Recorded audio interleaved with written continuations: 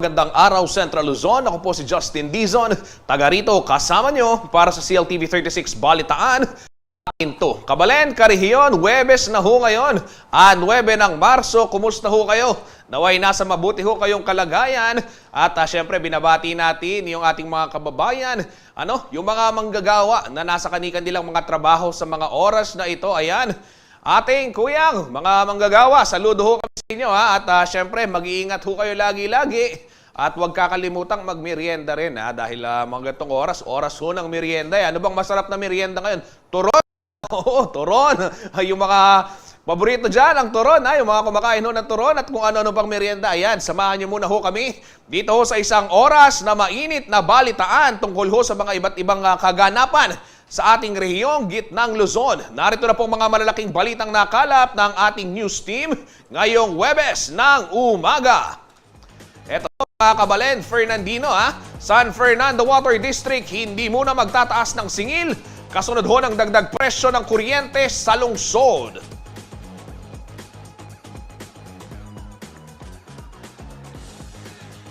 Ito pong BIR Revenue District Office 21B nakipag-ugnayan sa Department of Trade and Industry at sa Securities and Exchange Commission para ho sa pagpapaigting ng kanilang tax collection. Ito para sa mga manggagawa naman. Ayan ho, 20 pesos na ulam at libreng sabaw sa karinderya. Pantawid gutom ho ng mga nagtitipid na manggagawa. Ayon ho kasi sa PSA, lumalabas na pangatlo ho sa pinagkakagastusan yung pagkain sa labas. Pero yung labas, hindi ho restaurant kundi sa mga karinderya. Mamaya malalaman ho natin yung detalye ng balitang yan. Patuloy na pagpapalaganap sa salita ng Diyos, asahan po sa ika-20 taon ng Men of Light.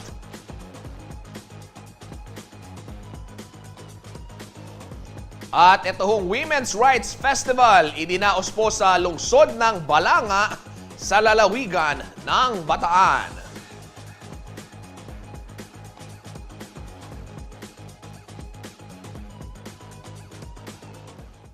Ito ho, mabuting balita mga Kabalen, wala pa umanong napipintong pagtataas ng singil sa tubig ang City of San Fernando Water District o CSFWD sa kabila ho ng dagdag bayarin sa kuryente sa lungsod.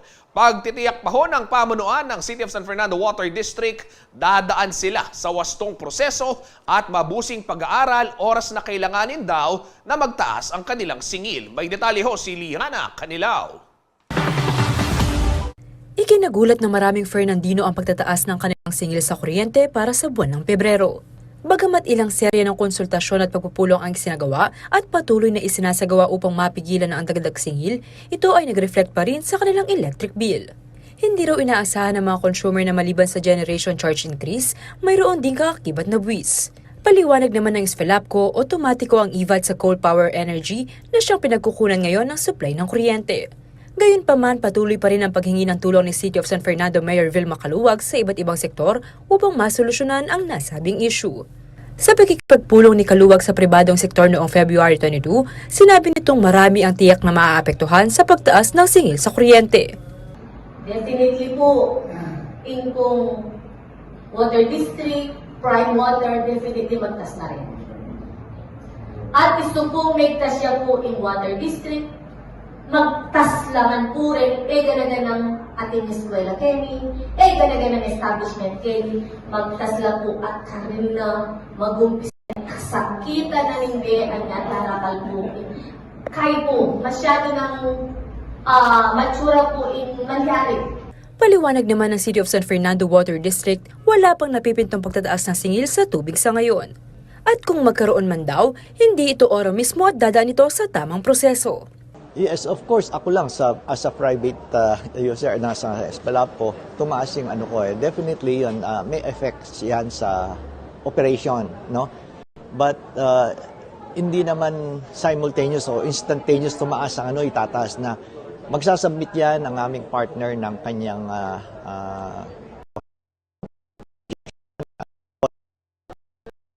kung hindi na yun tumatama doon sa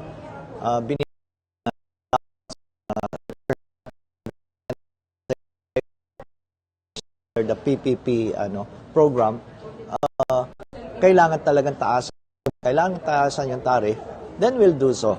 But after careful study, we will recommend that. Pero right now, wala pa. Sakaling kailanganin magpataw ng karagdagang singil, siniguro naman ni City of San Fernando Water District General Manager George Cumba na ito ay magiging tama at makatwiran. I-evaluate din namin yung pinakamababang halaga lang ang ibibigay namin pagtaas. Alam naman natin kasi non-profit, non-stock naman po ang water district, so di namin kailangan ng kita. Yun lang enough to sustain our operation. So, titignan din naman namin yon. At papalam natin sa ating mga constituents. Hindi naman sigido na taas tayo bukas. Hindi pwede yun. Walang bawal sa batas yun. No? Ako si Liana Canilao, taga ito, kasama nyo para sa CLTV 36 News, atin to. Sa iba pong balita, halos kalahati raw ng 10 bilyong pisong tax collection ng BIR Revenue District Office 21B ay nagmula ho sa mga maliliit na kumpanya at korporasyon. Kaya naman po patuloy ang pagpapaigting ng kanilang kampanya kaugnay ho ng pagbabayad ng buwis. Ay inanyayahan din nila yung ng BIR sa isa pong convention, yung Securities and Exchange Commission, yung Department of Trade and Industry at maging yung top 150 corporation sa Southern Pampanga. Ang mga naging talakayan ho sa kanilang pagtitipon, ihahatid sa atin ni Kuyang Paulo G. Santos. Punong-puno ng sigla ang ginanap na convention ng Bureau of Internal Revenue, Revenue District Office 21B sa syudad ng San Fernando, Pampanga nitong Martes, March 7. May sayawan, kantahan, If I can be strong, I know every man. mayroon ding nag-vlog tampok ang halaga ng paghingi ng resibo sa mga establishmento Paano na lang ako ng resibo kasi kailangan ko sa nire-reimburse ko siya. Sorry po kami nag-i-issue ng resibo. at ang ceremonial tax e-filing. Bahagi ng masayang kaganapan ng kampanya serye ng BIR kaugnay ng wastong pagbayad ng buwis.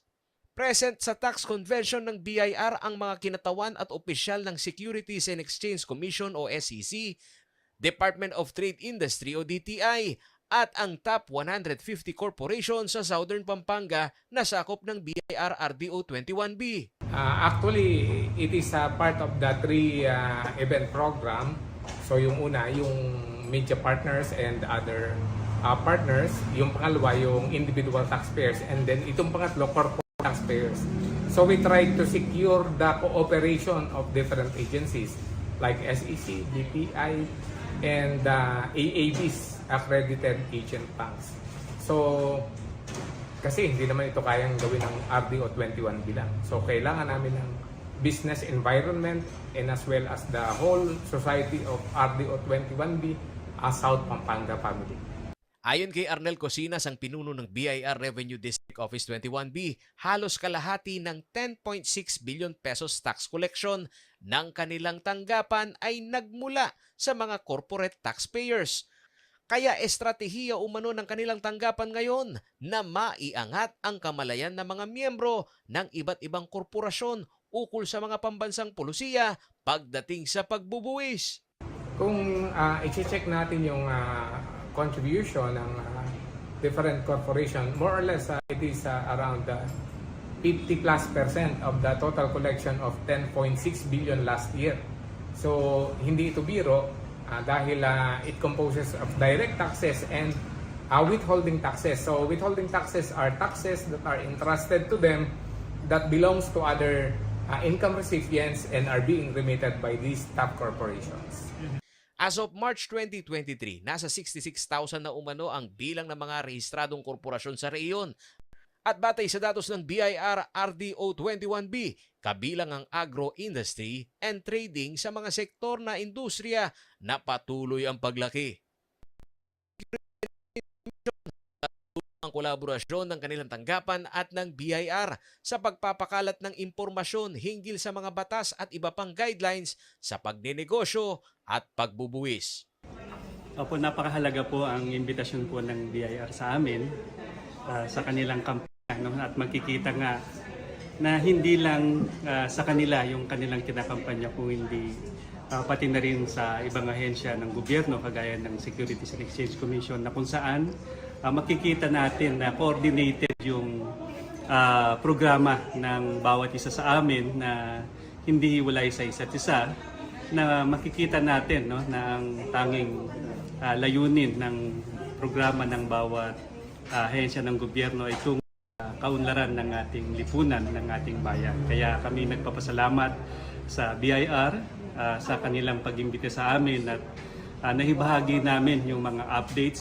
Samantala, bukod sa mga malalaking korporasyon, nais din ikampanya ng BIR RDO 21B ang mga micro, small and medium enterprises o MSMEs ang pagpapatupad sa obligasyon na pagbabayad ng wastong buwis. Dito umano makakatulong naman ang DTI. Sa DTI po kasi kami din, we are encouraging yung mga MSMEs natin na talagang they will have to go to the mainstream. Yung kung hindi sila mag-colorum o maging underground.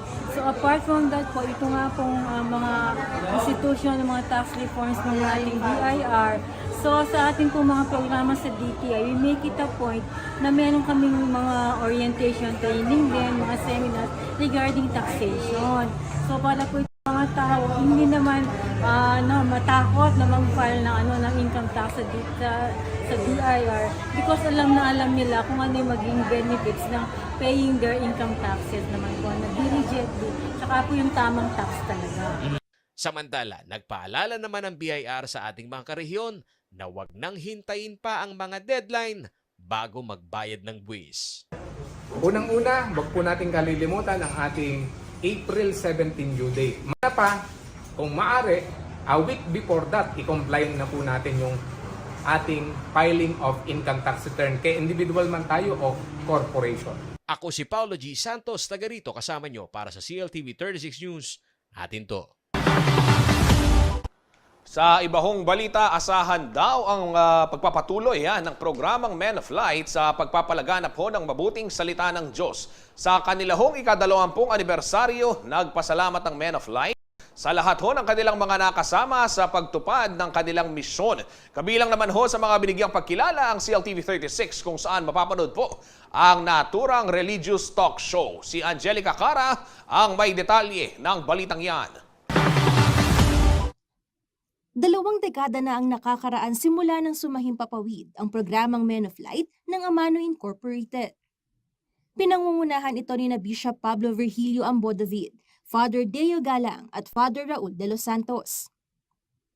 2003, nang unang mapanood ang naturang religious talk show na layong ipalaganap ang mabuting salita ng Diyos. Makalipas ang 2 dekada, asahan umano ang pagpapatuloy ng Men of Light sa kanilang misyon ayon kay Bishop Pablo Virgilio David o Bishop Ambo. Siyempre, dahil sa age of digital technology, we have to reinvent ourselves, no? And whether we like it or not, medyo tumatanda rin ang audience mo kapag nagiging medyo conservative ka. But yeah, meron kaming mga younger volunteers who will help us cope with itong development sa social media. And I do believe meron din namang iba na gagawa din ng kanilang sariling papel dito sa evangelization through the social media. Isang pagtitipon ng idinao sa Social Action Center of Pampanga sa siyudad San Fernando nitong Miyerkules, March 8 bilang selebrasyon ng kanilang ika-20 anibersaryo. Dito binigyang pagkilala ng Amano Incorporated at Men of Light ang lahat ng kanilang mga nakatuwang sa paghahatid ng Men of Light sa bawat mananampalataya, kabilang na ang CLTV 36. 2007, nang magsimulang ipalabas sa CLTV 36 ang Men of Light. Actually, ang pinakamahalagang partner talaga namin si LTV kasi hindi kami talaga makapasok sa free TV. Nung una hanggang sa mga cable TV lang. Pero ang unang nag-welcome na free TV sa amin ay ang CLTV 36 without charging us. Kasi alam namin, binibili ang airtime, you know. But valuable partner talaga na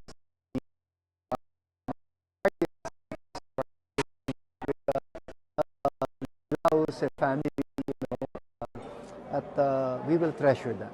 Nagpapasalamat din si Bishop Ambo sa lahat ng tawang sumusuporta sa Men of Light. Maraming salamat sa patuloy niyong pagsuporta sa Men of Light at lalong-lalo na yung mga kababayan natin na nasa abroad, sa Saudi Arabia, New Zealand, Canada, wherever.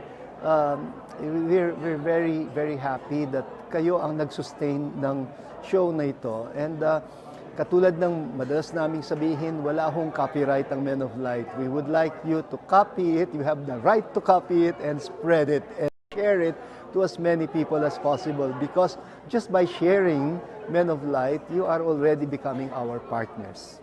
Mas marami ang makarinig sa salita ng Diyos, mas mabuti yon para sa atin. Ako si Angelica Cara, taga rito, kasama nyo para sa CLTV 36 News, atin to.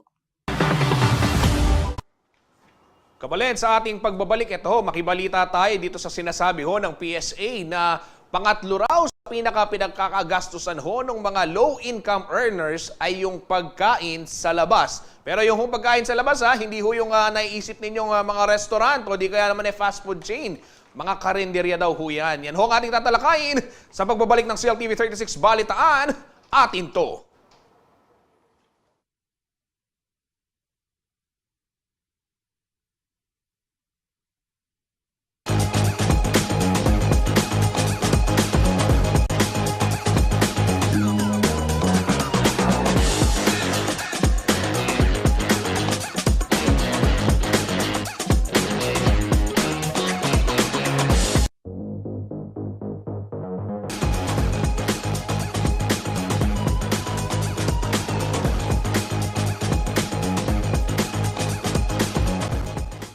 Nagbabalik po ang CLTV 36 Balitaan. Sa puntohong ito, alamin muna ho natin ang ilang mga scheduled power interruption sa iba't ibang lugar ho dito sa lalawigan ng Pampanga.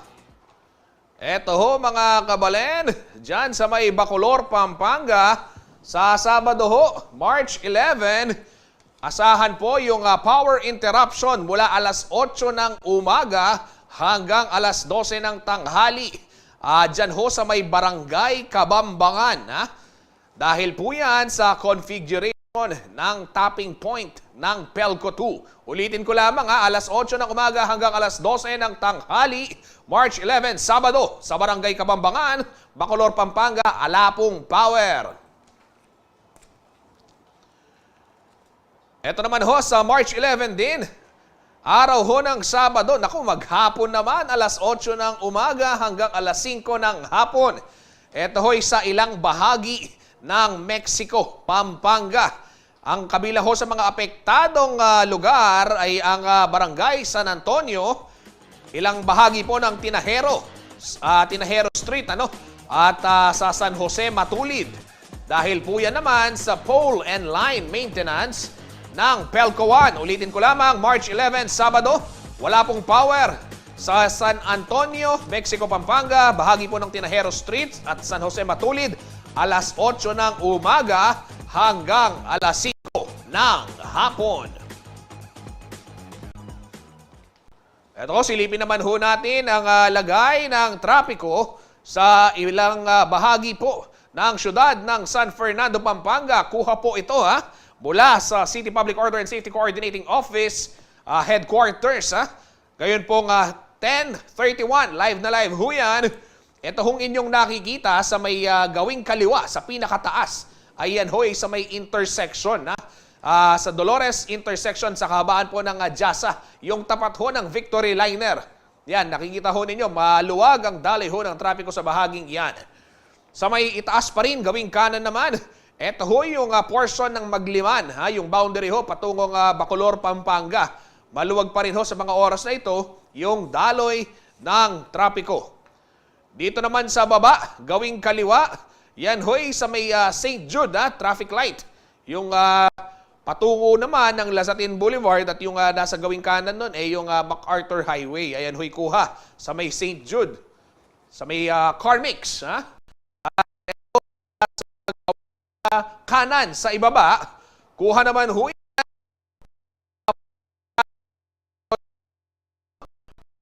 yung nakikita ninyo na labasan ng May Palawi ho yan.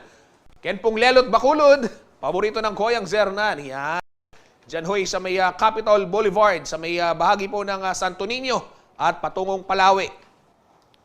Mag-iingat ho yung mga motorista, yung mga babiyahe, huwag kong kakalimutan, chikin ang inyong mga sasakyan. Naku, at importante ho yan. At syempre, magbaon ho ng mahabang disiplina at pasensya para ho maiwasan yung aberya sa kalsada. Alam naman ho natin, kaliwat kanan ho yung mga ginagawang kalsada dito sa ating lalawigan sa Pampanga at maging sa buong Central Luzon. At yan ho'y nakakaapekto doon sa dami ho ng trapiko. Upang ika nga, maging ligtas tayo, hinay-hinay lang sa daan at mag-practice ho ng defensive driving kung tawagin. Dumako na ho tayo dito ho sa ibang balita dahil ho sa patuloy na pagtaas ng presyo ng mga bilihin ay kanya-kanyang diskarte ho ang ginagawa ng ating mga maralitang kababayan upang maitawid lamang ho yung kanilang sarili sa pang-araw-araw. At ito ho mga kabalen ay itong nasaksihan ng CLTV 36 News ay sa syudad ho ng San Fernando, regular na puntahan po ng mga manggagawa yung isang karinderya na nagtitinda ho ng 20 pesos na ulam at may libreng sabaw. Ayon ho sa Philippine Statistics Authority o PSA, pangatlo ho ang pagkain sa mga karinderya sa pinagkakagastosan ho ng mga low-income earners. Si Paulo G. Santos po ang may detalye ng balitang yan. Umaga pa lamang ay nakasupot na ang mga ulam at kanin dito sa isang karinderya sa Barangay Baliti, Syudad ng San Fernando, Pampanga. Order ito ng mga manggagawa sa may di kalayuan na factory para sa kanilang pananghalian. Kwento ng may-ari ng karinderya na si Sylvia de la Cruz, dahil sa hirap ng buhay, hindi niya maiwasang magpautang sa mga kapos sa budget kahit na siya mismo ay gipit para sa pamumuhunan sa araw-araw. Opo sir, kasi kung hindi po namin gagawin yung ganon, kung minsan kasi talagang nauubusan ng budget yung mga tao, no? Kung di po namin lalakasan yung loob namin sa pagpapautang kahit na medyo konti lang yung kikitain namin, tubo namin, tulog ang pera, 15 days na utang, nakikipagsapalaran na lang po kami. Ganun na lang po yung ginagawa namin para makasurvive lang po. Bunsod ng mataas na presyo ng mga bilihin, ang dating 50 pesos na regular order ng ulam, ngayon ay 60 pesos na. Pero kung hindi pa rin daw kaya, may budget meal daw na alok si Aling Sylvia sa mga naghahanap ng mabisa ngunit masustansyang panlaman ng tiyan. Meron pa nga po kami pagka sa gulay talaga, 20 lang yung budget. O yun. 20 pesos. Pagka po meron, ang ginagawa ko po kasi, halimbawa, meron po akong nabili na murang gulay. Pag po mura yung gulay na yon, mumurahan ko din po yung benta namin. Ganyan, magleles ako ng 5 pesos. Para po, kumbaga, parehas ako doon sa mga customer ko. Ganon, para yung mga regular customer ko, syempre kahit papaano matutuwa. Sa halagang ganoon, makakakain sila. Pero kwento ni Aling Sylvia, kung walang-wala raw talaga ang ilang manggagawa, mayroon naman daw tinatawag na diskarteng ambula. Nagbabaon daw ang iba ng kanin at humihingi na lang ng libreng mainit na sabaw. Ay, meron po. Kanin, tapos kuminsan talaga sabaw lang yung bibilin, tsaka soft drinks. Yung soft drinks lang ang babayaran nila, yung sabaw libre pa rin, ganon.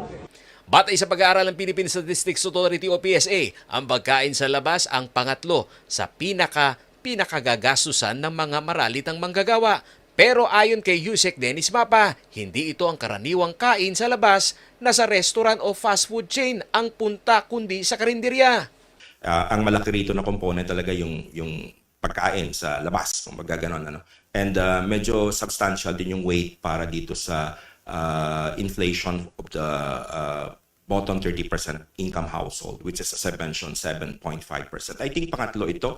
Una yung pagkain, yung food and non-alcoholic beverages, mga 55%. Pangalawa yung housing, water, electricity, gas, and other fuels, mga 15.5%. At pangatlo yung restaurants and accommodation services na nasa 7.5%. Again, ito ay yung mga pagkain na kinukonsume sa labas ng bahay. So, hindi naman necessary na yung mga restaurants. Karamihan dito, sabi ko nga, mga karinderya kasi covered din naman yun sa aming mga surveys. Samantala, naitala sa 8.6% ang inflation rate sa bansa ngayong Pebrero. Ang bilis ng pagtaas ng presyo ng mga pangunahing bilihin sa merkado. 9.3%, ngayong Pebrero ang 9.8% na inflation rate noong Enero, kabilang umano sa mga nakapag-contribute sa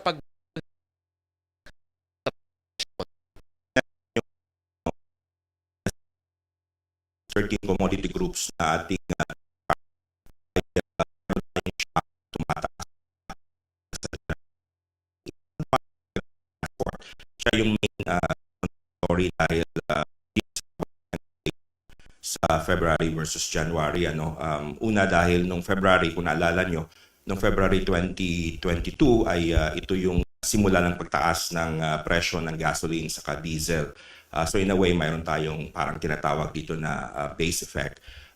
Sa March, titingnan natin ang isang malaking contributory. Again, yung transport, may announcement tayo na magtaas ng presyo ng gasoline diesel ngayong linggo. So the PSA collectors sa ating mga field offices ay itatrack ito. Rin natin na yung core inflation medyo mataas compared sa January. So may mga items na medyo sticky, continuous yung pagtaas niya, restaurant and accommodation services for one, but transport for the month of February seems to be the major contributor dito sa pagbaba. Sa seasonal adjusted series natin, nakita namin na yung pag-increase sa month-on-month nitong Pebrero ay nasa 0.3% versus yung 1.0% ng January. Ako si Paulo G. Santos, taga rito kasama niyo sa CLTV 36 News, atin to.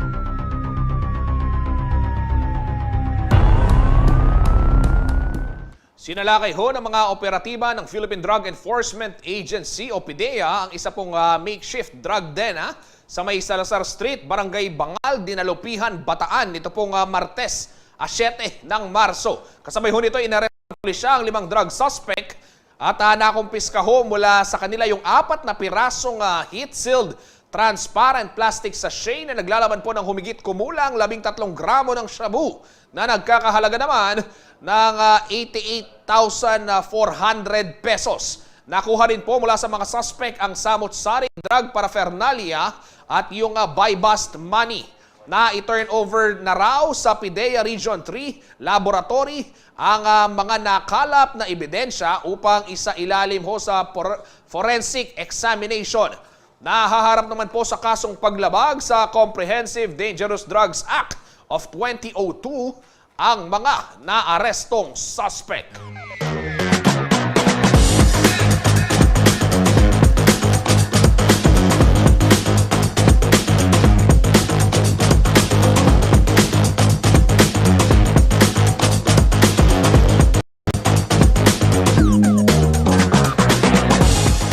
Samantala, hinuli rin po ng mga otoridad ang 3 suspect na kabilang ho sa top most wanted persons sa magkakahiwalay na manhunt operation sa Central Luzon. Dito lamang hong weekend, kabilang ho sa mga inaresto yung top 1 most wanted person ng Dingalan, Aurora sa kaso pong 3 counts of acts of lasciviousness na mayroong 180,000 pesos na recommended bail para ho sa kanyang pansamantalang paglaya. Dakip din ho ng pulisya ang 2 top 4 most wanted persons sa bayan naman ho ng Santa Maria at sa lungsod ng Malolos sa Bulacan para po sa parehas na kaso ng panggagahasa.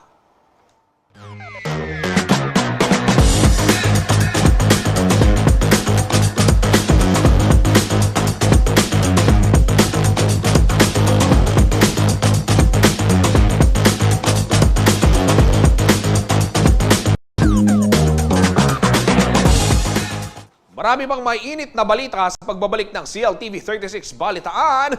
Atin to.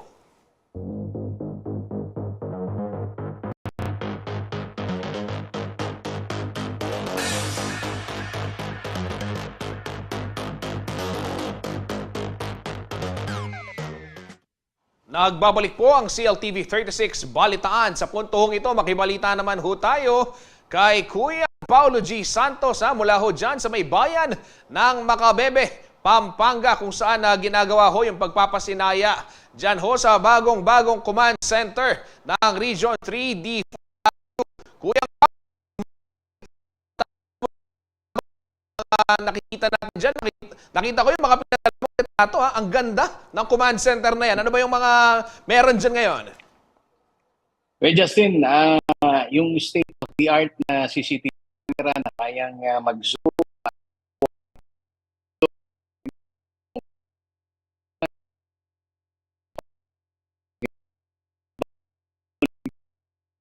mabilis responde nitong interagency department dahil si Mr.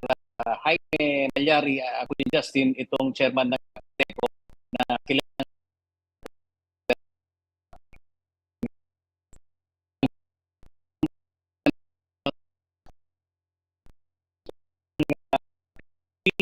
PNP at gayon na rin sa level.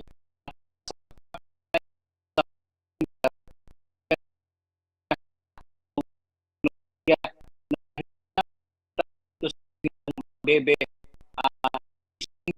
ang CCTV, kundi pati na dito sa Karatig Bayan, particular na dito sa area ng Masantol, na paigtingin daw nila, Kuya Justin, yung visibility no, nitong mga komunidad na sa bata at gayon na rin sa krimen, na magsisilbing deterrent naman ito. Ang pangarap nitong PADECO, Kuya Justin, ma-installan lahat ng sulok nitong komunidad dito sa District 4. Kaya tinaguri ang Region 3 Disaster o District 4 Rescue Unit itong pasilidad na ito na aalalay dito sa lokal na pamahalaan ng Makabebe.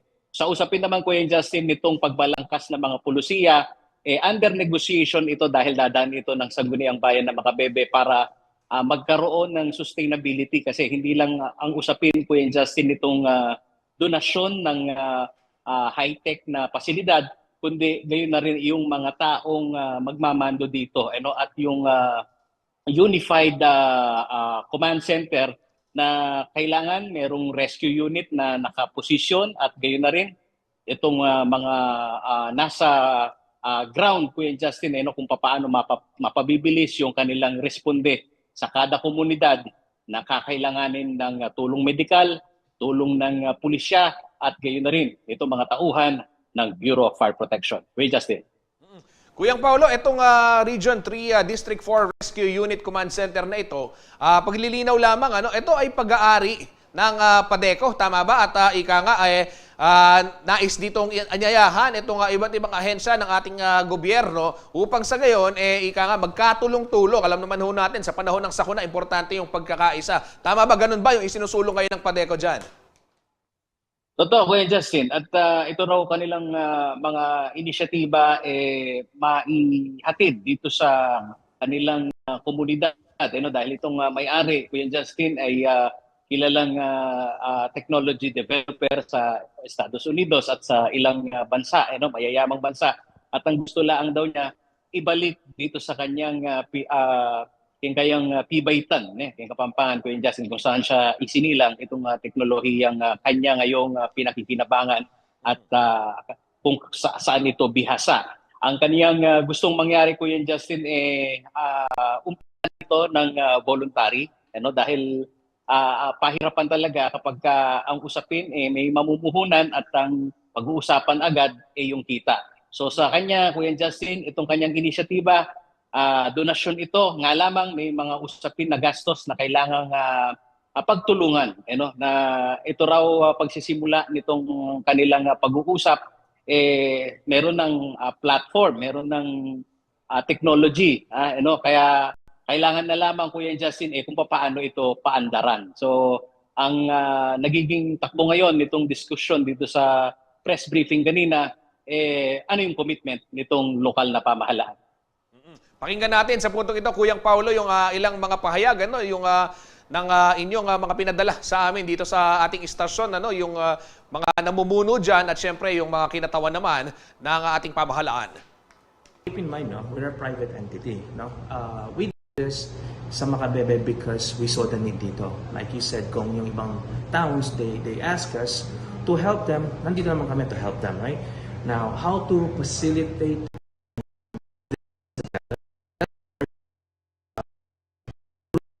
ang project is not involved with the infrastructure together. That's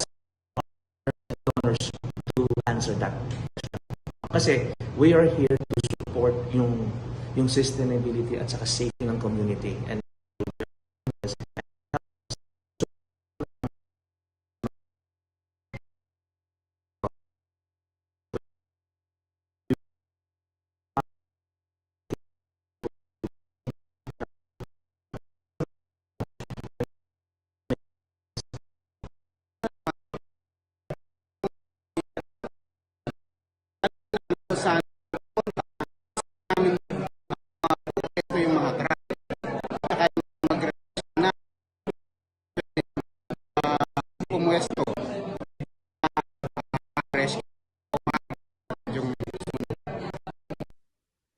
Kuyang Paulo, posible ba ang iikot mo lang kami sandali dahil may mga nagkokomento rito at gusto daw makita ano ba yung mga nandyan na naka-flash sa mga screen sa iyong likuran ito yung mga CCTV camera installed sa paligid sa bayan ng Makabebe, tama ba?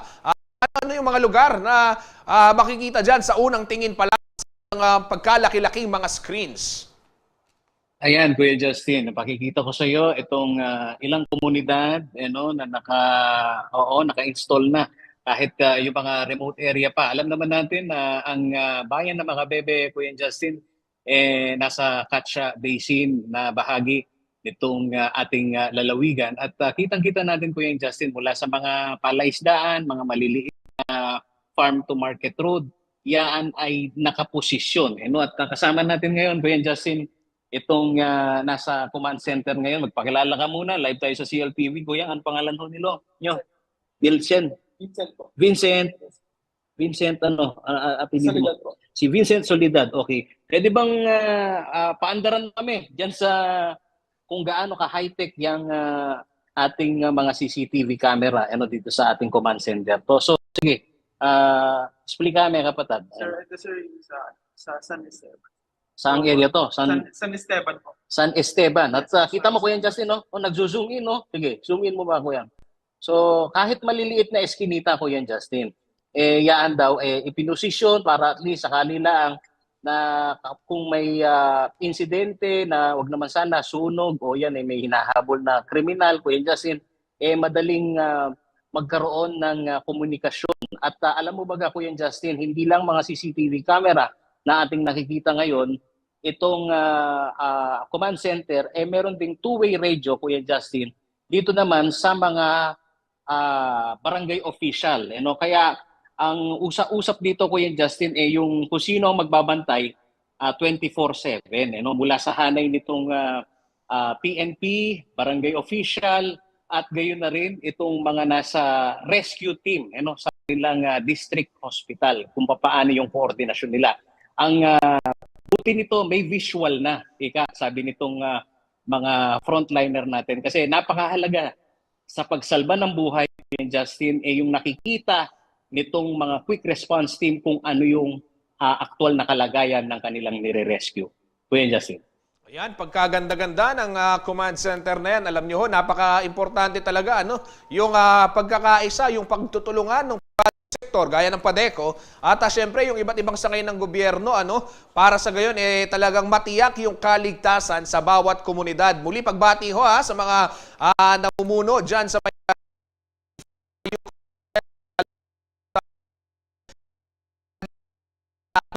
proyekto para makatulong sa komunidad.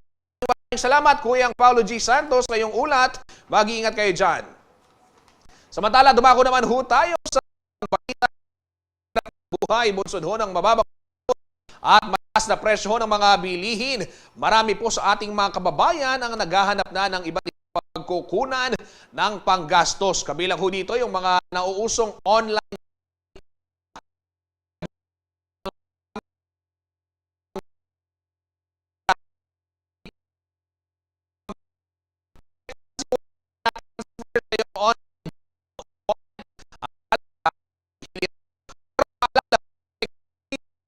Commission bago kumagat sa mga offer companies. Kailangan umanong na mayroong permit at mga kumpanya ng pera upang makasigurong tumatalima sila sa mga standards. Karaniwang reklamo rin umano o reklamo daw sa mga illegal na online lending companies ang kanilahong paraan ng paniningila kung saan pinapaya at tinatakot pa nila yung mga kliyente na hindi po makabayad dahil na rin ho sa taas ng interes. Ayon ho sa SEC, may karampatan pong parusa ang ganitong gawain ng mga online lending companies. Dagdag pa ho ng SEC, hindi maaring magkaroon ng access sa contact list ng kanilang mga kliyente ang mga online lending companies. Bawal din hong mag-post ng personal at sensitive information ng mga nangutang sa internet kung sakali umunong magkaroon ng karanasan ang ilang individual ukol ho sa unfair debt collection, maaari hong wag mag-atubili, at maaari pong lumapit sa SEC upang maimbestigahan po at mabigyan ng karampatang parusa ang mga lumalabag na online lending companies.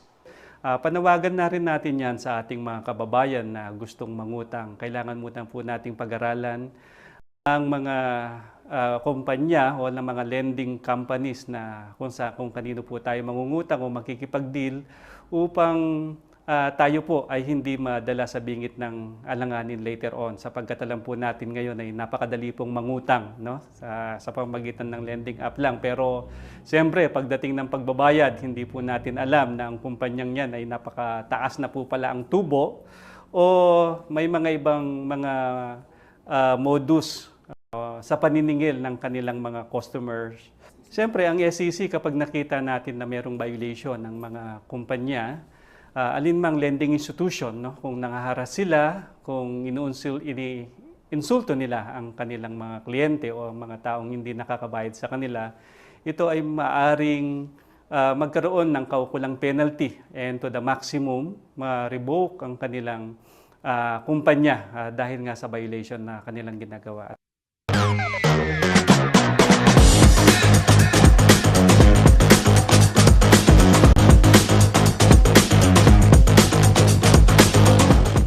Kabalen, ako ho'y nagpaalam na sa telebisyon pero tuloy-tuloy ho tayo sa ating balitaan dito sa ating official Facebook page at CLTV36 Official at maging sa ating YouTube at CLTV36 Official. Ito ho mga kabalen, nagsagawa ho ng isang Women's Rights Festival. Ang grupong Kaisaka at ibang women's organization ho sa Balanga City, Bataan kahapon, March 8 bilang paggunita ho sa International Women's Day. Kabilang ho doon sa mga ginawang aktibidad ay yung Kabaro booth, yung meron ding Young Bean, ito yung mga environmentalist ho, nagkaroon din ng mga exhibit, mga palaro at pagtatanghal, gayon din yung chalk art kung saan ipinahayag ho yung mga saloobin ng mga kababaihan. Ayon ho kay Derek Cabe, isa ho sa mga miyembro ng grupong Kaisaka ay mahalaga na maipawari sa ating mga kababayan ang kasalukuyang pinagdadaanan ho ng mga sektor ng mga kababaihan, lalong-lalo na ho yung kanilang panawagan para sa pantay na karapatan, pantay na oportunidad at pantay na pagtrato dito ho sa ating lipunan. May tema hong tumindig kababaihang Bataenyo para sa kalikasan, karapatan at pagbabago ang isinagawa hong Women's Rights Festival na dinaluhan naman ho ng iba't ibang sektor, maging ng mga estudyante, nakisaya ho dyan sa kanilang pagdiriwang ng International Women's Day. Pakinggan ho natin ang ilang pahayag ni Derek Cabe, ang miyembro ho ng Kaisaka na nariyan ho kagabi dyan sa Balanga City, Bataan para sa Women's Rights Festival. Yan din ang objective namin, bakit kami naglunsad ng Women's Rights Festival. Una kasi magandang maging bigyang kaalaman, bigyan natin ng pagkakataon na malaman ng ating mga kapwa-kababaihan, lalong-lalo na ngayon dito. Maraming mga kabataan, mga estudyante ang sumama rito kasi marami sa kanila yung wala ng masyadong kinalaman kaugnay sa ano nga ba tunay na kalagayan ngayon ng ating mga kababaihan. Ano ba ang mga karapatan ng ating mga kababaihan na parang hindi naman yata natin nararamdaman.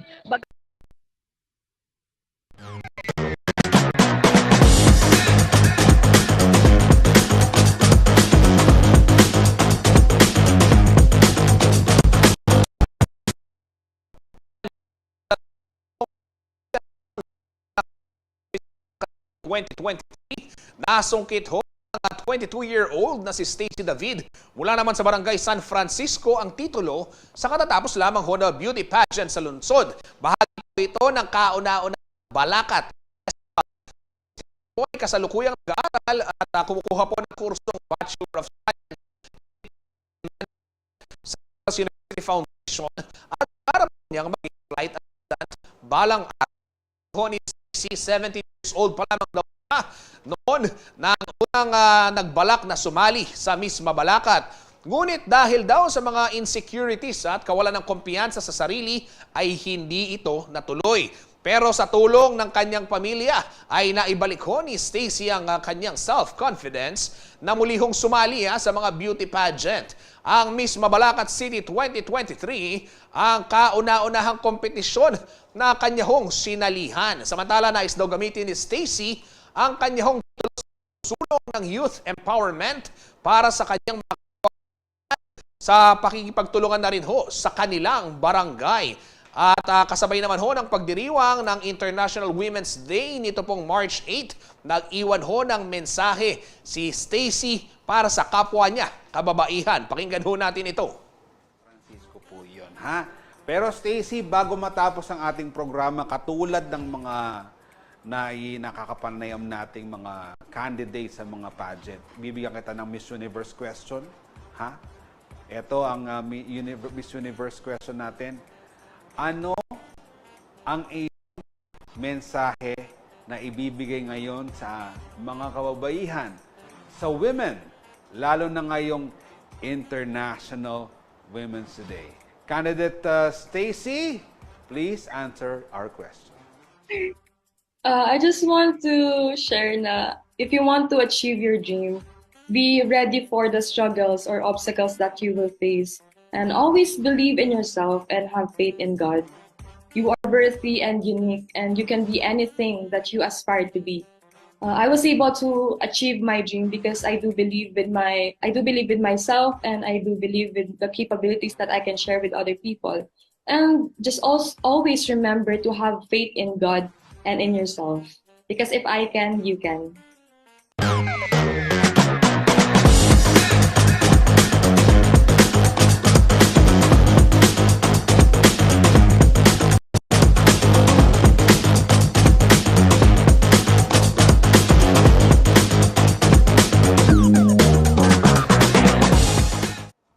Ayan, congratulations Stacey David, ang Miss Mabalacat City 2023. Alamin naman ho natin ngayon ang magiging taya ng panahon mula kay Ginong Manes Guerra, ang Chief Weather Forecaster ng Pag-asa Clark.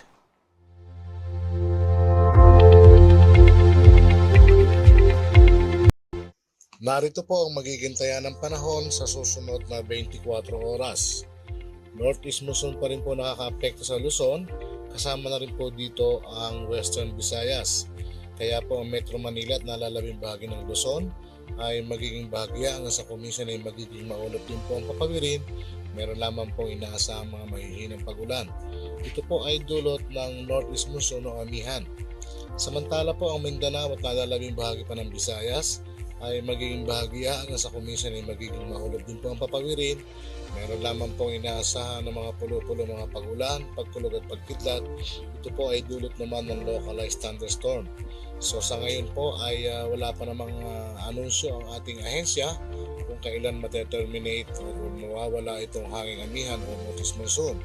Kaya i-enjoy pa po natin ang mga nalalabing araw na ang northeast monsoon o amihan ay nag-i-exist pa po. Pinapayuhan pa rin po ang lahat na mag-ingat. Salamat po.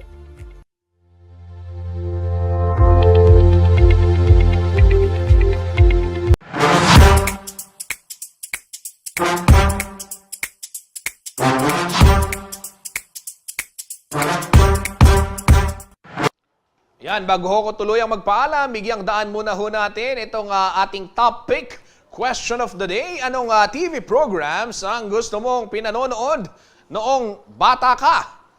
Eto, ano ba yung sagot ng ating mga netizen? Ayan, basahin natin. Sabi ni J.R. Ordonez, Takeshi's Castle. Yan. Oo. Oo, nakakatawa nga namang panoorin yan, ano? Ano pa? Sino pa? Sino pa yung mga netizen? Sabi ni Rodel Salonga, power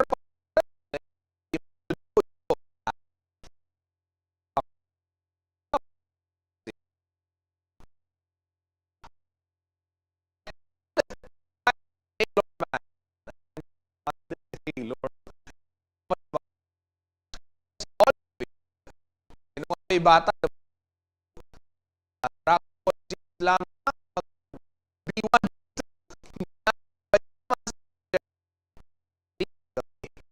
ay lumaking wrestling. Pero ito, mamaya, ito pambata talaga yung magiging bisita ho ni Kuyang Joe.